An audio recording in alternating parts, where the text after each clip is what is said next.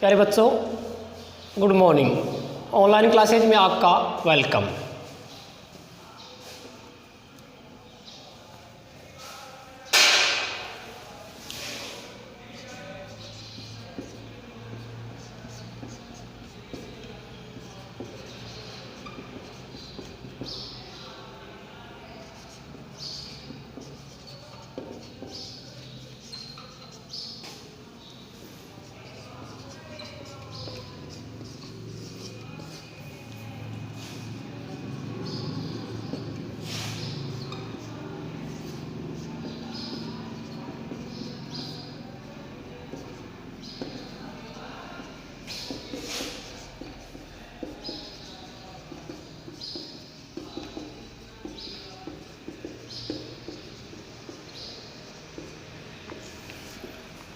देखिए, हमने part number 15 में इस लेसन नंबर 11 को प्रारंभ किया था। तो आज का हमारा पार्ट नंबर 16 है। इसमें हम इस लेसन नंबर 11 को आगे बढ़ाने जा रहे हैं। ये लेसन है टिड्डे की इसमें संरचना, जीवन चक्र और कृषि में महत्व। ये 3 टॉपिक हैं। इसमें से पार्ट नंबर 15 में हमने टिड्डे की संरचना का अध्ययन कर लिया था। तो आज के इस वीडियो में हम टिड्डे के जीवन चक्र और कृषि में महत्व के बारे में जानकारी प्राप्त करेंगे। तो आज का हमारा पहला मेन टॉपिक है टिड्डे का जीवन चक्र, लाइफ साइकिल ऑफ ग्रासहॉपर।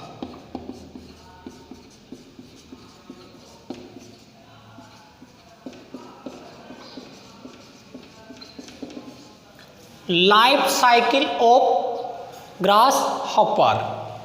तो टिड्डे के जीवन चक्र में अंडा, शिशु व प्रौढ़ अवस्थाएं पाई जाती हैं। टिड्डे के जीवन चक्र में पाए जाने वाली जो अवस्थाएं हैं उनमें अंडा, शिशु और प्रौढ़ अवस्थाएं पाई जाती हैं। टिड्डे के जीवन चक्र में लार्वा व प्यूपा यानी कर्मिकोष नहीं पाया जाता है। टिड्डे के जीवन चक्र में लार्वा और प्यूपा स्टेज है, ये नहीं पाई जाती हैं। अतः टिड्डे के जीवन चक्र को अपूर्ण रूपांतरण कहा जाता है। जो मैंने पार्ट नंबर 3 में बताया था, पूर्ण कायांतरण और अपूर्ण कायांतरण, इसमें है अपूर्ण रूपांतरण या अपूर्ण कायांतरण। तो टिड्डे के जीवन चक्र में अंडा, शिशु और प्रौढ़ अवस्थाएं पाई जाती हैं, लेकिन लार्वा और प्यूपा का अभाव होता है। अतः टिड्डे का जो जीवन चक्र है वह अपूर्ण रूपांतरण कहलाता है। अब हम टिड्डे के जीवन चक्र में पाए जाने वाली जो अवस्थाएं हैं उनका एक एक का अध्ययन करते हैं। टिड्डे के जीवन चक्र की अवस्थाएं। तो टिड्डे के जीवन चक्र में नंबर 1 अंडा, नंबर 2 शिशु और नंबर 3 प्रौढ़ अवस्थाएं पाई जाती हैं। एक एक का हम विस्तार पूर्वक अध्ययन करते हैं। पहली स्टेज है अंडा यानी एग। तो सितंबर के अंतिम पखवाड़े एवं अक्टूबर के प्रथम पखवाड़े, यानी सितंबर का तो होगा अंतिम पखवाड़ा और अक्टूबर का होगा प्रथम पखवाड़ा। पखवाड़ा 15 दिनों का होता है समय, ये सप्ताह 7 दिन का होता है ना, वैसे। तो सितंबर के अंतिम पखवाड़े और अक्टूबर के प्रथम पखवाड़े में नर व मादा टिड्डे में मैथुन क्रिया होती है। मैथुन के कुछ दिन के बाद में जो ये नर टिड्डा है वह मर जाता है और ये जो मादा है वह अंडे देना प्रारंभ करती है, क्योंकि हमारा टॉपिक ही क्या है, अंडा है। तो पहले टिड्डे में मैथुन क्रिया होगी, मैथुन क्रिया के बाद में नर टिड्डा मर जाएगा और मादा जो टिड्डा है वह अंडे देना प्रारंभ करती है। मादा का जो अंडकोष्ठ होता है, एग चेम्बर, इसमें अंडे होते हैं। मादा का अंडकोष्ठ उदर के अंतिम खंड के जननांग में होता है, जिसमें लगभग इस अंडकोष्ठ में लगभग इस अंडकोष्ठ यानी एग चैम्बर में लगभग 40 अंडे होते हैं। तो याद रखिए, मादा टिड्डे के अंडकोष्ठ में अंडों की संख्या बताइए, तो कितने अंडे होते हैं भाई? 40 अंडे होते हैं। पिछले टर्म पर मैंने टिड्डे की संरचना में आपको अंडरोपक के बारे में बताया था, ओविपोस्टर के बारे में।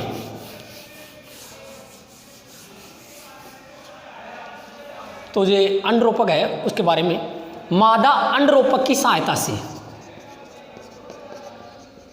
ओविपोस्टर मादा अंडरोपक की सहायता से, अभी बताया अंडकोष्ठ को जमीन में दबाने हेतु गड्ढा खोदकर दबा देती है, या हम यूँ कह सकते हैं इसको कि मादा है वह अपने अंडरोपक की सहायता से अंडों को सेने के लिए गड्ढा खोदकर अंडकोष्ठ को भूमि में दबाती है। ये जो अंडकोष्ठ है वह सर्दी व गर्मी की ऋतु तक लगभग 9 माह तक मृदा में रहता है। यानी कि जो मादा जो टिड्डा है, इसका जो अंडकोष्ठ है वह शीत निष्क्रियता और ग्रीष्म निष्क्रियता दर्शाता है, सुसुप्तावस्था दर्शाता है। तो टिड्डे के जीवन चक्र की पहली स्टेज अंडा कंप्लीट होती है और नंबर 2 है शिशु, निम्न। तो टिड्डे का शिशु क्या कहलाता है? निम्न कहलाता है। तो शिशु अवस्था के बारे में, वर्षा ऋतु के दौरान नमी के संपर्क में आते ही अंडकोष्ठ के जो अंडे हैं वो फट जाते हैं और उससे पंख रहित शिशु बाहर निकलते हैं। वर्षा ऋतु के दौरान नमी के संपर्क में आते ही जो अंडकोष्ठ होगा, इसमें जो अंडे होते हैं, ये अंडे फटेंगे और फटने पर इनसे पंख रहित या पंख विहीन शिशु निकलते हैं। अब देखिए आगे, यदि कोई कीट अपने शरीर से काइटिन रूपी बाह्य कंकाल को त्यागता है और नया कंकाल प्राप्त करता है, तो यह क्रिया निर्मोचन यानी माउल्टिंग कहलाती है। निर्मोचन किसे कहते हैं? यहाँ एक प्रश्न है, यदि कोई कीट अपने शरीर से काइटिन रूपी बाह्य कंकाल को त्याग कर नया कंकाल प्राप्त करता है तो यह क्रिया निर्मोचन कहलाती है। शिशु से वयस्क बनने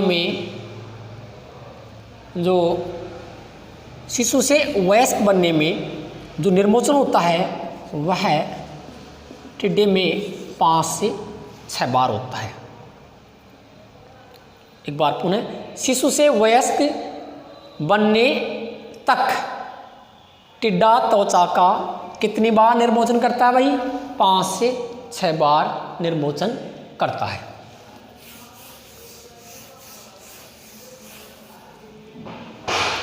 तीसरी अवस्था आ रही है प्रौढ़, एडल्ट। टिड्डे के जीवन चक्र की ये अंतिम स्टेज है प्रौढ़, एडल्ट। मैथुन के पश्चात नर और अंडे देने के पश्चात मादा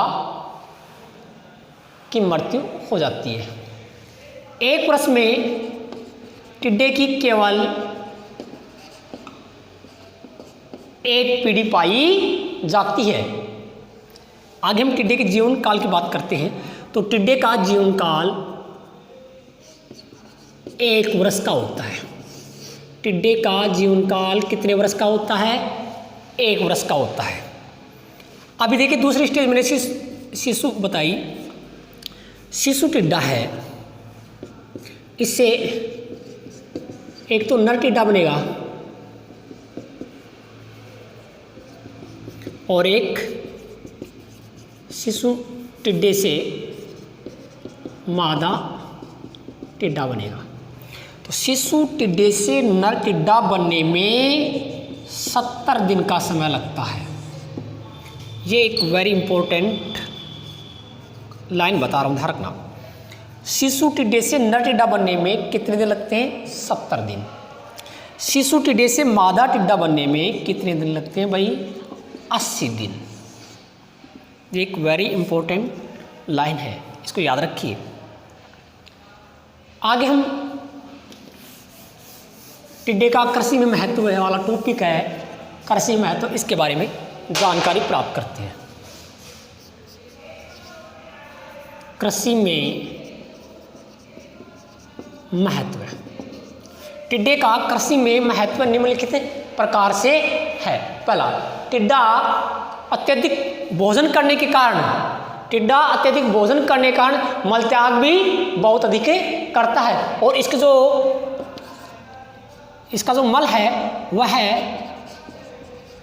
उर्वरक के रूप में काम में आता है। पिछले टर्म पर मैंने बताया था कि टिड्डा अत्यंत भूखा शाकाहारी प्राणी होता है, तो ये अत्यधिक भोजन करता है तो मल का त्याग भी अधिक करेगा और इसके जो मल है वो किसका कार्य करेगी भाई? उर्वरक का कार्य करती है। नंबर 2, पारिस्थितिक तंत्र में, हमारी इकोसिस्टम में यह प्रभक्षियों के लिए भोजन के रूप में मुख्य भूमिका निभाता है। ये टिड्डा है वह प्रभक्षियों के लिए भोजन के रूप में मुख्य भूमिका निभाता है। अब टिड्डे को भोजन के रूप में काम में लेने वाले एक तो मकड़ियाँ,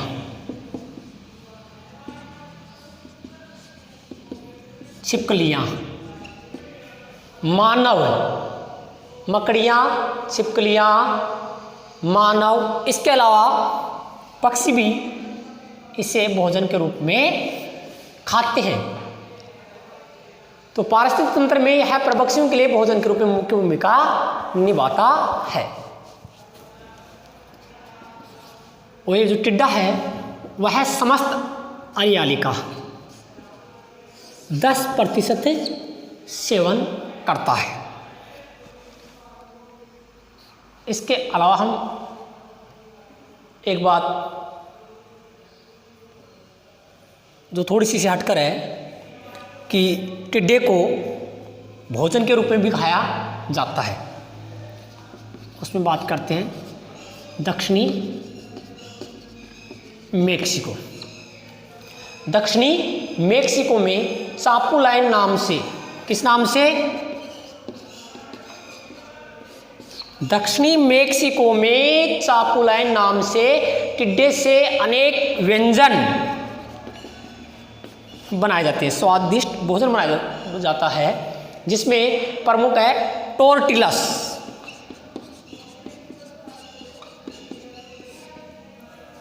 एक बार पुनः रिवाज कराऊं, दक्षिणी मेक्सिको में चापुलाई नाम से टिड्डे से अनेक व्यंजन बनाए जाते हैं, जिनमें प्रमुख है टोर्टिलस। इस टोर्टिलस को मिर्ची के सॉस के साथ खाया जाता है।